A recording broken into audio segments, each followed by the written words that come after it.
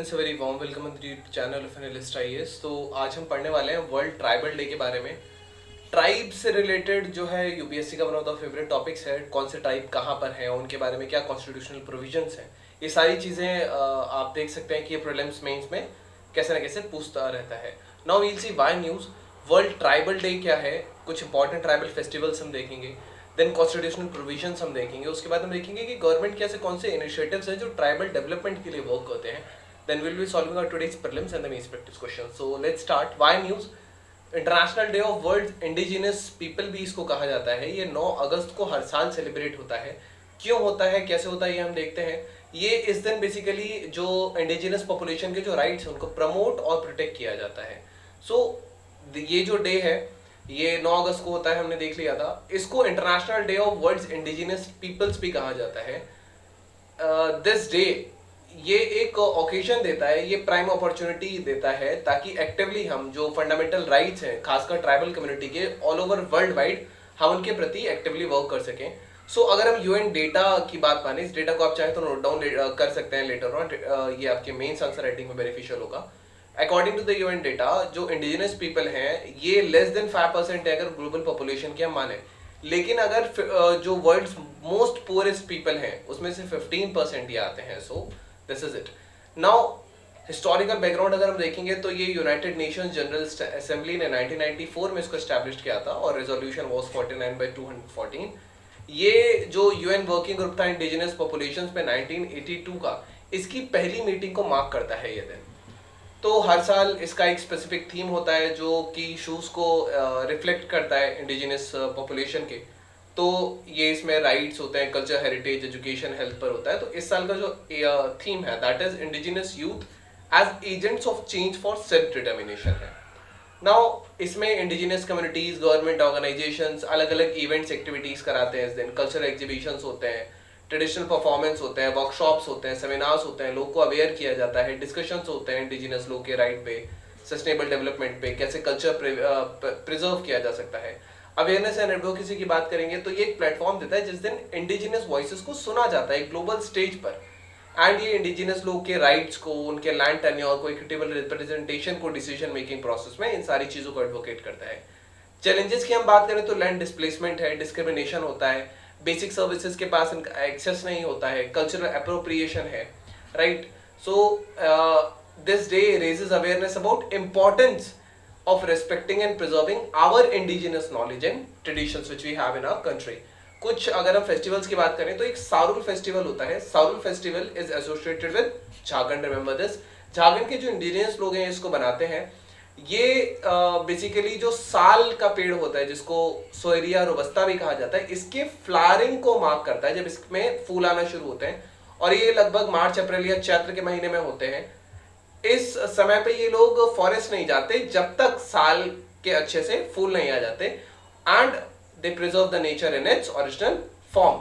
कहानी की बात जाए तो कहानी इसमें बिंदी की कहानी है।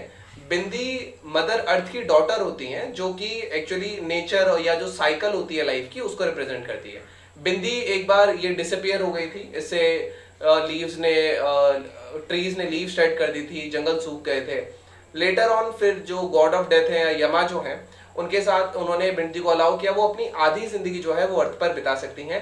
तो बिंदी ये जो आधी जिंदगी जो बिताती हैं ये वापस से वो जो नेचर उसको रिजुविनेट करती हैं जब भी वो वापस रिटर्न होती हैं। सो इसीलिए these people don't enter the forest, एक मान्यता है। देन करम फेस्टिवल की बात है तो करम फेस्टिवल जो है, ये जो करम ट्री है ये इसकी पूजा इसमें इन्वॉल्व है। ये 11th मून ऑफ भद्रापद में होता है जब अगस्त से सितंबर का महीना होता है।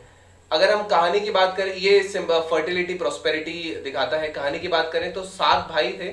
7 भाई अपनी 7 बेसिकली वाइफ से वो लड़ लिए और उन्होंने जो करम ट्री था उनके हाउस में उसको कटवा के बाहर भेज दिया था। लेटर ऑन लॉसेस हुए, वो सब परेशान हो गए।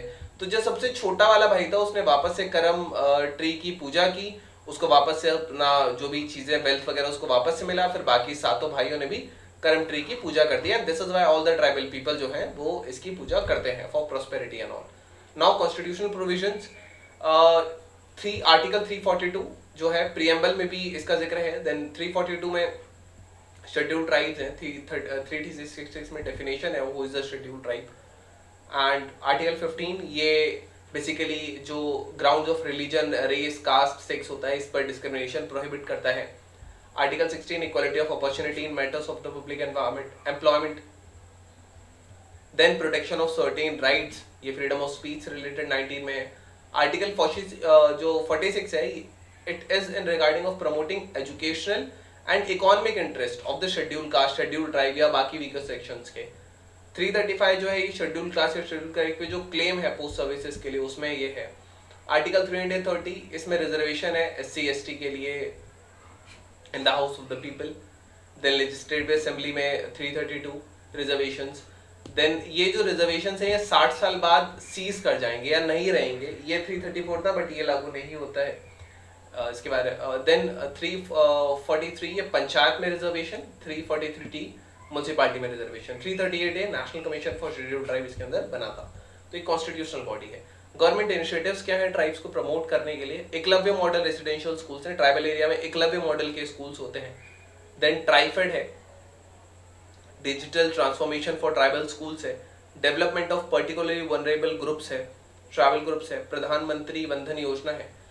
What are particularly vulnerable tribal groups? I have made a video on it. You will find it on the channel if you want to know about this in detail. Then Bandhan Yojana hai. So these are the things. Now we have our prelims practice question. So you have to match both the list 1 and the list 2.